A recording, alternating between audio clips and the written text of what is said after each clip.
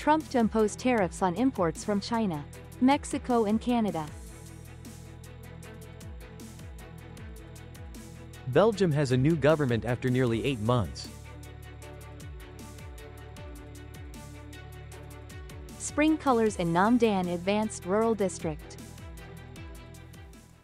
You're watching today's news on NTV channel. My name is Ha Zhang, your host. The White House announced that President Donald Trump has decided to impose tariffs on top 3 U.S. trading partners, Canada, Mexico, and China from today, February the 1st.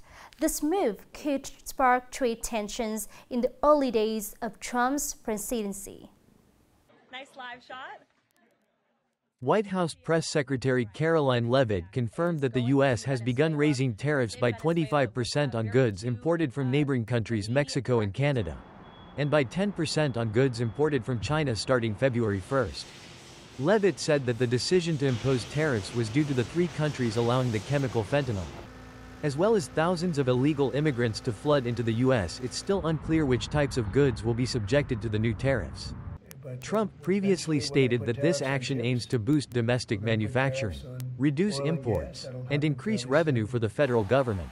However, Trump's decision has raised concerns about the potential for rapidly rising prices for consumers, disrupting supply chains and increasing inflation. 5 political parties in Belgium have officially reached an agreement to form a federal government after nearly 8 months of political crisis following failed coalition negotiations since the June 9, 2024 elections. This historic agreement was reached after an extended closed-door conference. The new ruling coalition, known as Arizona, includes the nationalist N-VA Party, the Christian Democratic CD&V Party, and the Progressive Vooruit Party from Flanders, Dutch-speaking region, as well as the Reform Movement Mr. Party and the centrist Les Engagés Party from Wallonia, French-speaking region.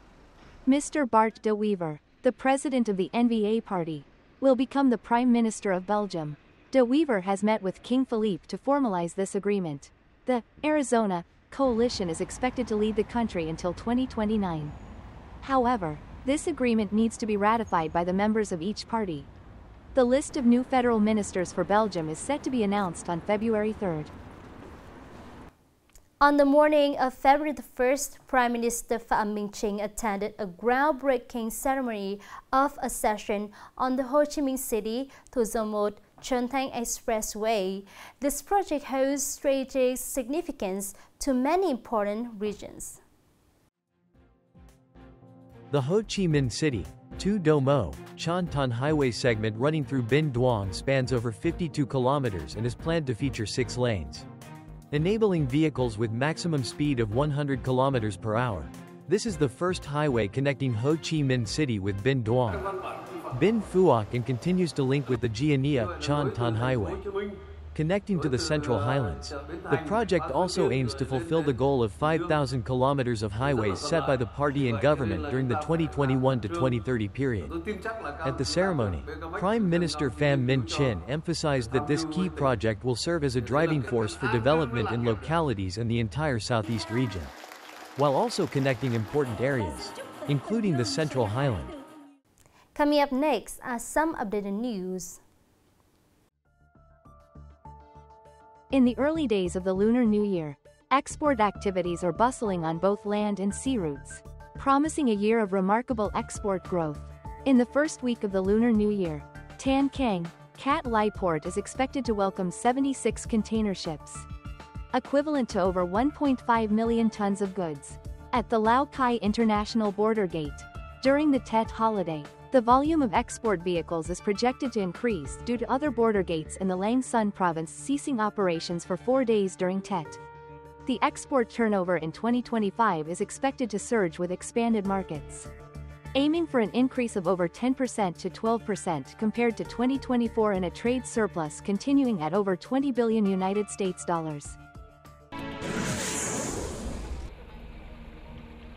The Southeast region is implementing numerous key transport projects such as Ring Road 3, the Bien Hoa, Vung Tau Highway and Long Ton International Airport. Businesses hope that these crucial transport routes will help reduce logistics costs, which currently account for over 30% of product costs.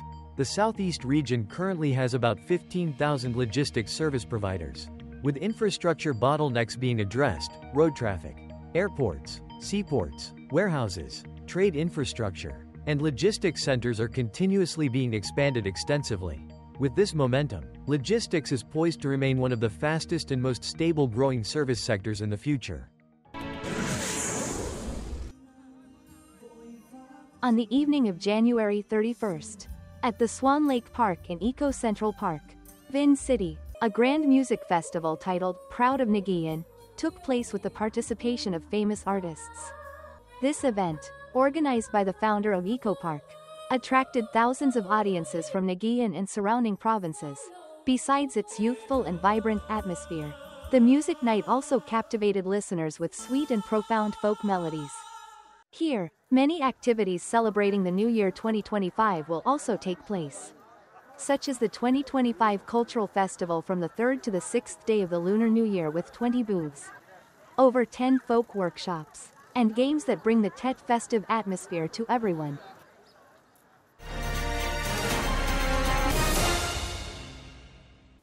With restless efforts, at the end of 2024, Nam Đàn was voted by the Nghệ An Provincial Steering Committee for the new Advanced Rural District Standard and is in the process of completing documents for central approval and recognition in 2025.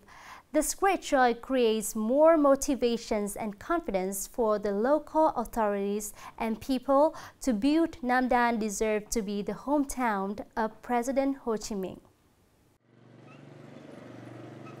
The newly achieved rural district of Nam Đàn welcomes the new spring with a joyful and excited spirit.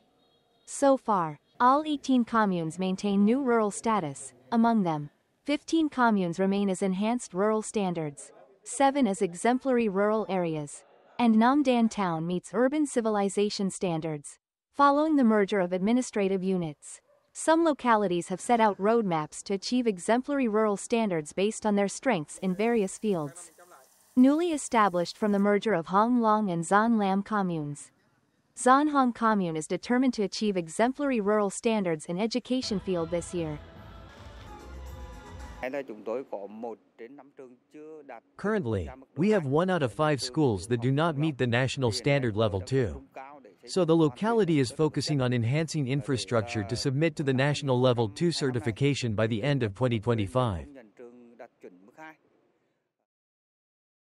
After 7 years of continuous striving, Nam Đàn has become the first district-level locality in Nghệ An to complete the Advanced Rural District for the 2021 to 2025 period. This is a foundation for the local party committee and people to set further goals, with the spirit of building new rural areas as a non-stop process. In addition to the completed criteria, we continue to enhance those criteria. The building of advanced and exemplary rural areas is the responsibility of each citizen. To build our homeland becomes more civilized and prosperous, worthy of the aspirations of Uncle Ho. The results will be the foundation for the locality to continue to strive to complete the government's pilot project, building Nam Đàn district to become a new rural district model in the direction of cultural development associated with tourism, contributing alongside the province and the whole country to reaching out in the new spring. The last news has ended our bulletin today. Thank you for watching and hope to see you next time.